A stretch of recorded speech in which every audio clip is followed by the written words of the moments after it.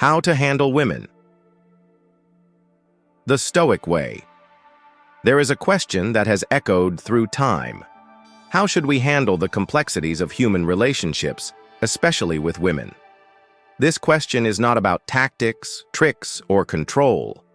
It is about understanding ourselves and others on a deeper level. The answer lies in mastering the one thing we can control, our own character. The ancient Stoics understood that relationships are not about possession or dominance, but about mutual respect, trust, and growth. Epictetus once said, "We cannot choose our external circumstances, but we can always choose how we respond to them." This principle applies to every interaction we have. Let us walk together through a path that leads to true strength in handling relationships. A strength rooted in self-control, emotional clarity, and genuine virtue. 1. Master yourself before you try to understand others. The first step is mastery of the self. You cannot handle any relationship, romantic or otherwise, if you are a slave to your own impulses. A man driven by uncontrolled desire or anger will never build anything lasting. Marcus Aurelius reminds us, "You have power over your mind, not outside events. Realize this, and you will find strength." Before you seek connection with another, ask yourself, are you governed by your emotions, or do you govern them? Do you approach others with respect, or do you seek validation from them? True strength comes from within. If you are seeking external validation, you will be tossed by every wave of affection or rejection. But if you anchor yourself in self-mastery, you become unshakable. 2. Respect is the foundation of every relationship. Respect is not a tactic. It is a principle.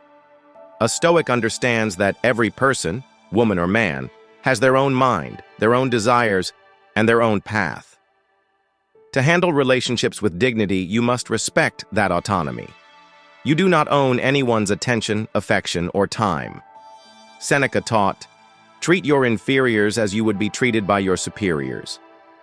This applies to all human connections. Approach every interaction with respect, not entitlement.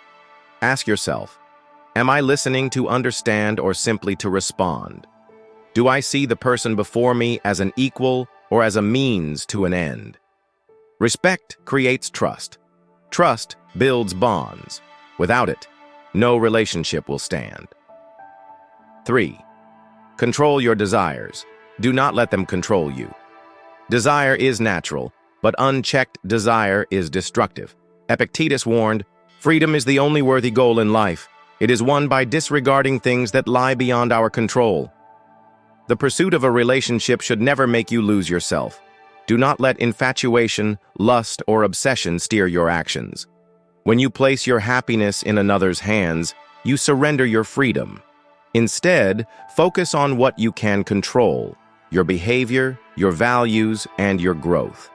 Ask yourself, am I acting with integrity, or am I driven by fleeting emotions?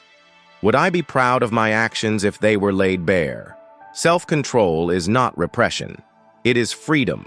Freedom from being enslaved by emotions that cloud your judgment. 4. Speak less, listen more. Words are powerful, but silence is often more telling. In relationships, we often speak to assert ourselves, to prove our worth, to be heard. But true connection comes from listening. The Stoic philosopher Zeno taught, "We have 2 ears and 1 mouth, so that we can listen twice as much as we speak." Listening shows respect. It shows presence. It shows that you value the other person's thoughts and feelings. The next time you find yourself in conversation, practice restraint. Ask questions. Truly hear the answers. Let the other person feel seen and understood. 5. Do not seek to possess. Seek to grow. Together. Possession is an illusion. You cannot own another person's heart, mind, or soul. The only relationship worth pursuing is one where both individuals grow stronger together. Marcus Aurelius wrote, Love the hand that fate deals you and play it as your own. This means accepting people as they are, not as you wish them to be. Do not seek to change others. Seek to inspire them through your own actions. Ask yourself, am I adding value to this person's life? Am I growing as a person through this relationship?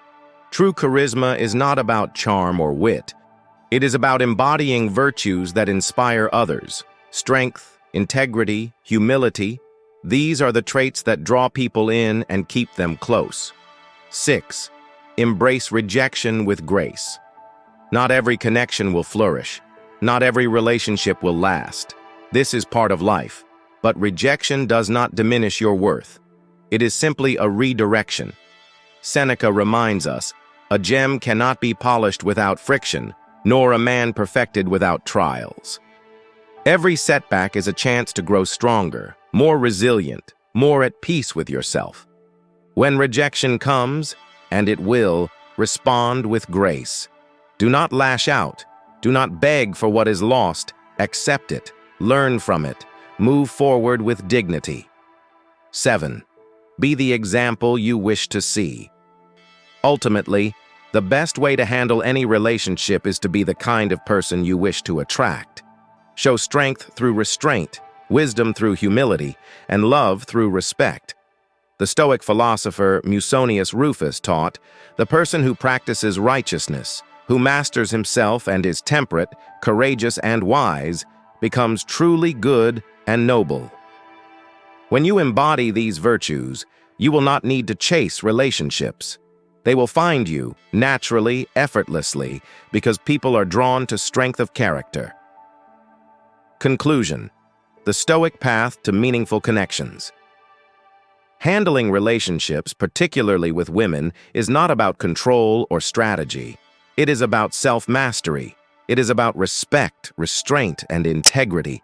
Problems will arise, emotions will flare, but remember this: you have power over your own mind. You have the ability to respond with grace, to act with dignity, and to build connections rooted in virtue. When you walk this path, the Stoic path, you will find that you no longer need to handle women. You will simply handle yourself. And in doing so, you will create relationships that are unshakable, respectful, and profoundly meaningful.